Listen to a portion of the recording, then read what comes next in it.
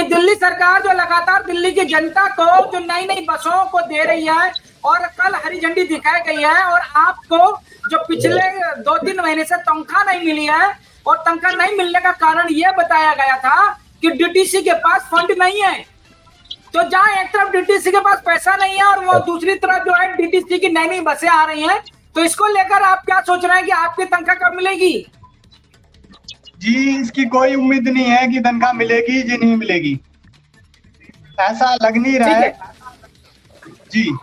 अनिल वर्मा जी, आप इन सारे मामलों को काफी समय से देख रहे हैं, और तो किस तरह से देख रहे हैं सारे मामले को, और क्या लग रहा है कि दिल्ली सरकार मार्शलों के साथ जो अन्याय कर रही है, क्या आने वाले समय में इन मार्शलों का कोई भविष्य देख रहे हैं आप? रफी भाई, मैं आपको एक चीज बताना चाहूंगा कि सबसे बड़ी बात है, दिल्ली सिविल डिफेंस एक निष्काम सेवा के लिए बनाई गई थी। और तब जब सिविल डिफेंस आदमी ज्वाइन करता है तो एक फॉर्म भरता है जिसमें ये कहीं नहीं लिखा हुआ है कि हम आपको जॉब देंगे, लेकिन सारा का सारा जो पूरा मामला है, ये पूरा का पूरा माजरा जो है वो वोट बैंक को लेकर है।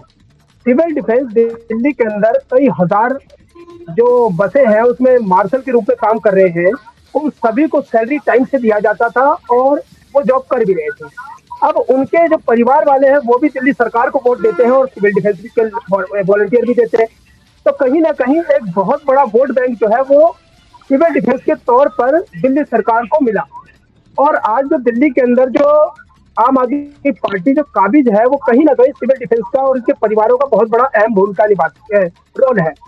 अब आगे बात जॉब की, ठीक है, सिविल डिफेंस के वॉलंटियर को जब जॉब दिया गया मार्शल का, और मार्शल के रूप में जब बसों के अंदर ये काम कर रहे थे, तो काम करने के बाद अगर इनको हटा दिया गया है तो एक विकल्प है कि दिल्ली सरकार के पास अभी मोहल्ला क्लिनिक है या फिर बहुत सारी डिस्पेंसरी है, हॉस्पिटल है, और कोर्ट है, रेवेन्यू कोर्ट है, बहुत सारे कोर्ट है, यहाँ पे भी इनको तैनात किया जा सकता है। जरूरी नहीं है कि बस में मार्शल के रूप में ही इनको लिया जाए, क्योंकि देखिए इनका परिवार उसी सैलरी से चल रहा था।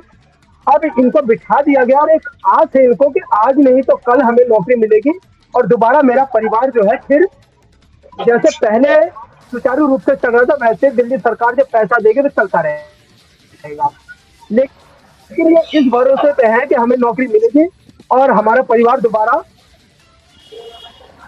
संचालन परिवार का हो जाएगा। लेकिन इनको एक जो उम्मीद है वो अब ये खो चुके हैं और इनको नजर नहीं आ रहा कि हमें अब नौकरी मिलेगी। और दूसरी तरफ दिल्ली सरकार एक तरफ ये कह रही है कि हम नौकरी देंगे, क्योंकि इनका मैंने भी देखा कि कई बार सिविल लाइन में भी इन्होंने प्रदर्शन किया, रोड पे भी प्रदर्शन किया, पंजाबला कोर्ट में भी किया, नागरिक कोर्ट के आगे भी किया, लेकिन इस प्रदर्शन से इनको कोई आश्वासन नहीं मिल पाया। सिर्फ एक भरोसा मिला। मैं आपके पास दोबारा आऊंगा, मैं आपके पास नौकरी देंगे। इस फाइल को हमने आगे भेज दिया है। अनिल जी, मैं आपके पास अभी दोबारा आऊंगा, उसके से पहले मैं वहाँ से अप्रूवल मिले थे और ये सोचने की बात है, कई हजार मार्शल लोग बैठे हुए हैं, तो 600 परिवार तो बेघर हो गए ना, तरह से रोटी दाने दाने को मोहताज हो गए। लेकिन एक विकल्प रूप में कहीं ना कहीं या तो इनको आधी सैलरी दें या फिर इनको कहीं तैनात किया जाए, क्योंकि बसें अगर लगा रहे हैं तो उसको मार्शल भी चाहिए। तो ये बातों को मानती है या नहीं, ये बहुत बड़ा मुद्दा है। लेकिन वोट बैंक की राजनीति का 100% है। ठीक है अनिल वर्मा जी, मैं आपका दोबारा आऊंगा। अभी मैं इंद्रजीत यादव जी के पास जाऊंगा, ठीक है, उसके बाद ऋषिपाल जी के पास जाऊंगा। इंद्रजीत यादव जी, आपने जिस तरह से सबकी बातें सुनी है जो कल है, और कल भी जब हम देख रहे थे कि दिल्ली सरकार हरी झंडी दिखा रही है बसों को, और आने वाले 1 साल के अंदर करीबन 8000 नई इलेक्ट्रिक बसें होंगी और टोटल मिलाकर 10,000 बसें होंगी। और दूसरी तरफ उन बसों में काम करने वाले मार्शलों की जो फरियाद है, उनकी गुहार है, उनको नहीं सुना जा रहा है। आप सभी साथियों को नमस्कार। अभी बोलिएगा। जो मार्शल की बात है, इनको सिविल डिफेंस के नाम से लड़के लड़कियां बड़ी तादाद में भर्ती की गई, सड़कों पर उन्हें लाल बत्ती पर गाड़ियां बंद करने के लिए, ज़्यादा देर तक चालू हालत में रखने से रोकने के लिए खड़ा किया गया, अस्पतालों में खड़ा किया गया, सड़कों पर खड़ा किया गया। बड़ी जोर शोर से हुआ कि बसों के अंदर मार्शल रहेंगे तो किसी प्रकार की छीना झपटी छेड़छाड़ नहीं होगा, महिला सुरक्षा होगा, महिलाओं का टिकट फ्री की गई। लेकिन आज मार्शलों की कई महीने की तनख्वाह नहीं मिली, नौकरी से बैठा दिया गया, तमाम बसों में मार्शल अब नहीं है। तो इस तरह से इन लोगों के साथ जो अन्याय हो रहा है, इस पर बातचीत करना बहुत जरूरी है। और नई बसें आई हैं, उनमें भी कंडक्टर, ड्राइवर और मार्शल की जरूरत पड़ेगी। इसलिए जो पहले लगाए गए थे उनको ड्यूटी दिया जाए, नए लोगों की भर्ती तब किया जाए जब इनका जरूरत पूरी हो जाए। दूसरी बात कि मार्शल कर्मचारियों से मेरा निवेदन है कि आप लोगों की बात जब नहीं सुनी जा रही है तो दिल्ली के अंदर 11 ट्रेड यूनियन के लोग हैं जो मजदूरों का पक्ष सरकार के साथ रखा जाता है। आप लोग यदि अकेले बातचीत करते हैं, राज्यपाल जी, मुख्यमंत्री जी, परिवहन मंत्री जी नहीं सुन रहे हैं, तो आप हम लोगों से संपर्क करें। मैं ट्रेड यूनियन का लीडर हूं, ऑल इंडिया यूटी से हमारे सीपीएम के लोग घंटा घर पर है, सीपीआई के लोग जहांगीरपुरी में है, कनॉट प्लेस में सारी हेडक्वार्टर है। आपकी पूरी साथ दिया जाएगा और सरकार से इस बारे में बात की जाएगी कि पहले नौकरी आपको चाहिए ताकि आपके परिवार का पालन हो, उसके बाद अन्य लोगों को लगाया जाए। इस तरह से मनमानी करना ठीक नहीं है।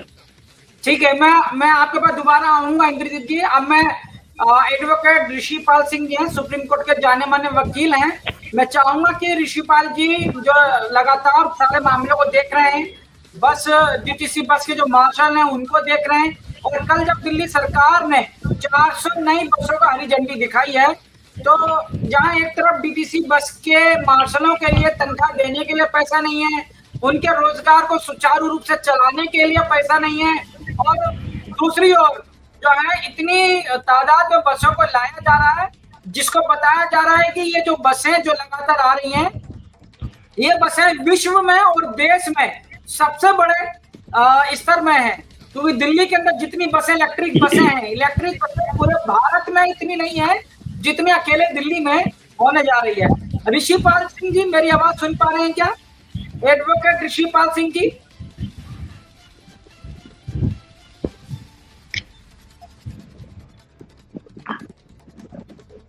मैं जब तक धर्म सिंह जी हमारे साथ जुड़े हुए, धर्म सिंह जी से इस सवाल का जवाब ले लेता हूं।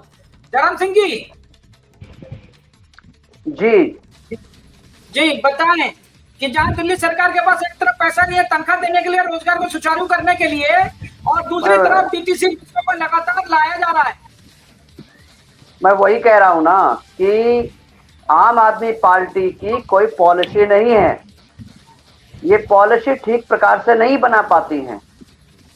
और इसमें दोषी कौन है? अब इंडिया के जो इंडिया के जो सहयोगी हैं उनको भी बात करनी चाहिए। कांग्रेस के हैं, राष्ट्रीय जनता दल के लोग हैं, उनको भी बात करनी चाहिए मुख्यमंत्री जी से कि भाई ऐसा क्यों हो रहा है, ऐसा क्यों कर रहे हैं।